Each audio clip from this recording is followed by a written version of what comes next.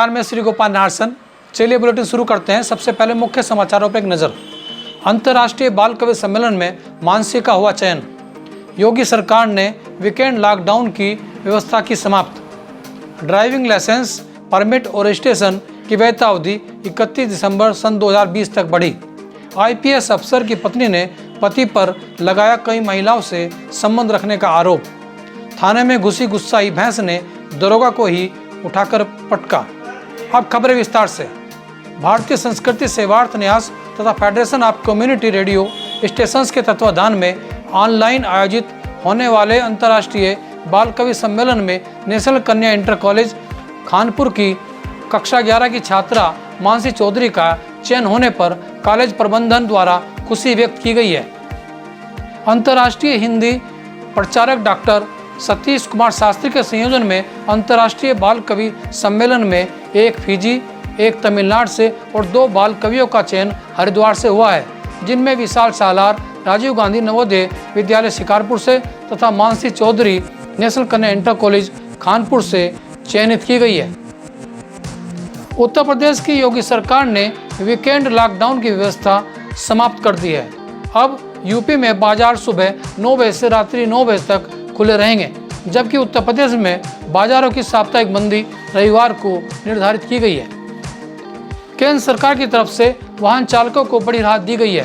केंद्र सरकार ने 1 फरवरी से खत्म हुए ड्राइविंग लाइसेंस, लर्निंग लाइसेंस, गाड़ियों के परमिट और रजिस्ट्रेशन की वैधता अवधि 31 दिसंबर सन 2020 तक बढ़ा दी है। अब वाहन चालकों को इनको रिन्यू करवाने की टेंशन नहीं है। वाहन चालकों को यह तीसरी बार छूट दी गई है।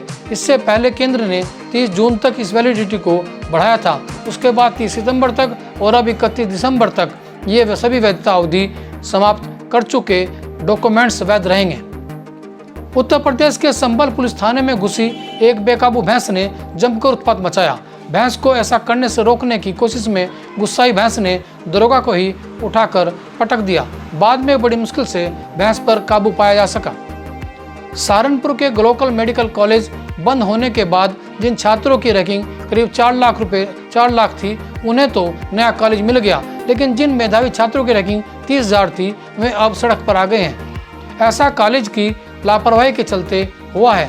4 साल पहले कॉलेज ने MBBS में 75 छात्रों को दाखिला दिया था, जिसमें से केवल 25 का ही रजिस्ट्रेशन करवाया गया था। कॉलेज बंद हुआ तो रजिस्ट्रेशन वाले 25 छात्र तो दूसरे कॉलेज में समायोजित कर दिए गए, परंतु सालाना 15 लाख रुपए फीस देकर पिछले 3 साल से पढ़ाई कर रहे 50 MBBS स्टूडेंट्स अब सड़क पर हैं। उत्तर प्रदेश के एक IPS अफसर की पत्नी ने पति पर कई महिलाओं से संबंध रखने का सनसनीखेज आरोप लगाया है। देश के गृह मंत्री अमित शाह को लिखी चिट्ठी में आरोप लगाते हुए अफसर की पत्नी ने उक्त आरोप का सबूत भी गृह मंत्री को भेजा है।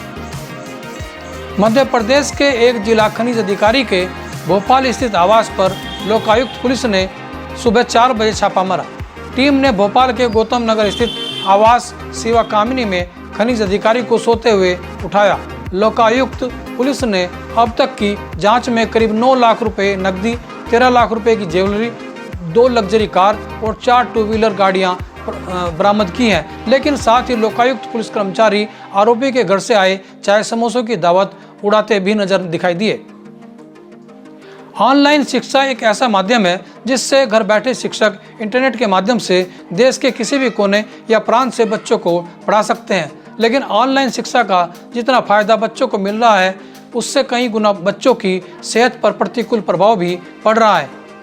ऑनलाइन क्लास हो या तो मोबाइल का इस्तेमाल बच्चों को करना तभी चाहिए जब वो क्लास अटेंड कर रहे हों, अन्यथा उनके स्वास्थ्य पर प्रतिकूल प्रभाव पड़ता है। इस संबंध में जब हमारे संवाददाता हर्षसीन ने केंद्रीय विद्यालय नंबर 1 के प्रधानाचार्य VK त्यागी से बात की तो उन्होंने क्या कहा, आइए जानें। देखिए, ऑनलाइन एजुकेशन में एक प्रभाव बच्चों के ऊपर पड़ता है कि छोटी स्क्रीन पर लगातार देखने से उनकी आंखों पर बुरा प्रभाव पड़ता है और पैंडेमिक में बच्चों के घर पर रहने से भी उनके मानसिक स्वास्थ्य पर भी प्रभाव पड़ता है। लेकिन ऑनलाइन एजुकेशन के दूसरा पहलू यह भी है कि यह इस समय की आवश्यकता है और इस समय इसके अलावा कोई दूसरा माध्यम पढ़ाने का हमारे पास उपलब्ध नहीं है। इसलिए ऑनलाइन एजुकेशन जो है हमारी रेगुलर एजुकेशन है उसको रिप्लेस कर रही है। और मेरा मानना यह है कि इन चीज़ों को अगर हम छोड़ दें कि जो हार्मफुल इफ़ेक्ट हैं तो उसका फ़ायदा बहुत है। और इस समय की ज़रूरत के हिसाब से ऑनलाइन एजुकेशन इस समय का सबसे बढ़िया माध्यम है। वो नुकसानदायक है क्योंकि कुछ बच्चे ज़्यादा समय अपना फेसबुक पर और व्हाट्सएप पर दूसरे माध्यम पर जो सोशल मीडिया है उनके माध्यम पर बिता रहे हैं। वो रुड़की में शहीद चंद्रशेखर प्रतिमा राजनीति का अखाड़ा बन गई है। विधायक ने प्रतिमा को उसके मूल स्थान से हटाकर चौक में रखवाया तो अब मेयर ने प्रतिमा को पुनः मूल स्थान पर लाने के लिए भूमि पूजन किया है। मेयर गौरव गोयल का कहना है कि जनभावना के अनुरूप शहीद चंद्रशेखर को उनके स्मरण स्थल पर पुनः स्थापित किया जाएगा। यहाँ पर देखिए आज जो वर्षों से भूमि पड़ी हुई थी इसको शहीद चंद्रशेखर जी के स्मारक के रूप में विकसित किया जा रहा है। आज मैंने इसका भूमि पूजन किया, बहुत सुंदर हम इसको बनाने का प्रयास करेंगे। देखिए आज हमें देश को आज़ादी दिलवाने वाले अमर शहीद चंद्रशेखर आज़ाद जी को सम्मान दिलाने की लड़ाई 2017 से चल रही थी। जब ये लड़ाई 15 अगस्त को रुड़की की जनता ने अपने हाथ में ले ली और सभी ने चंद्रशेखर आज़ाद यूथ ब्रिगेड बनाकर एक ही पूरी रुड़की ने इससे एक ही आवाज़ आई कि चंद्रशेखर जी को न्याय मिलना चाहिए और उन्हें उनके पुराने स्थान पर एक भव्य पार्क बनाकर भव्य मूर्ति के रूप में यहाँ पर स्थापित करना चाहिए।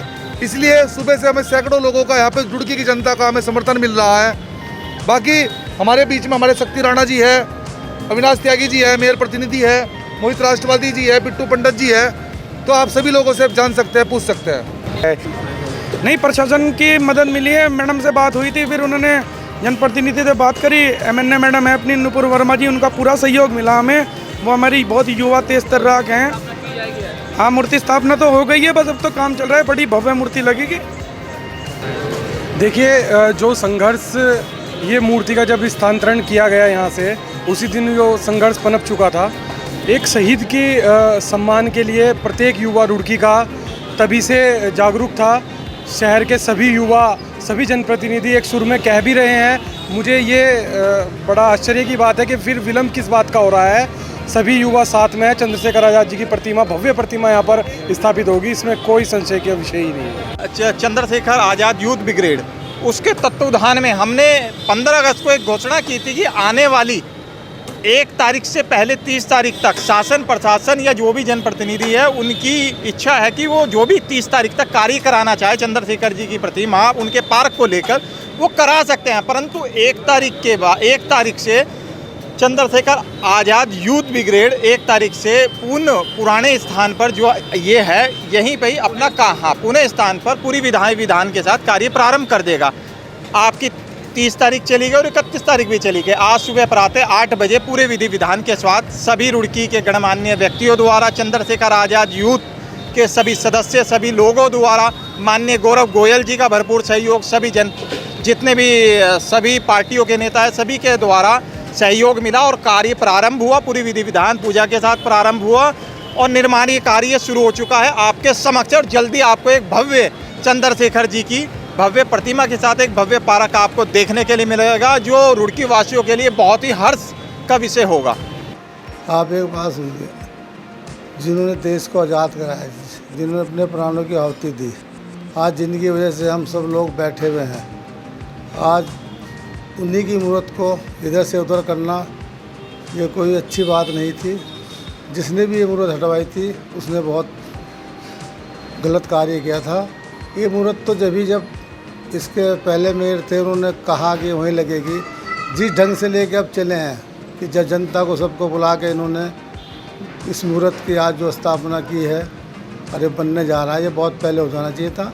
उन शहीदों को नमन करना चाहिए और उन शहीदों का आज उन्हीं की वजह से हम आज हिंदुस्तान में खुली हवा में सांस ले रहे हैं और उनकी बदौलत हम यहाँ हैं।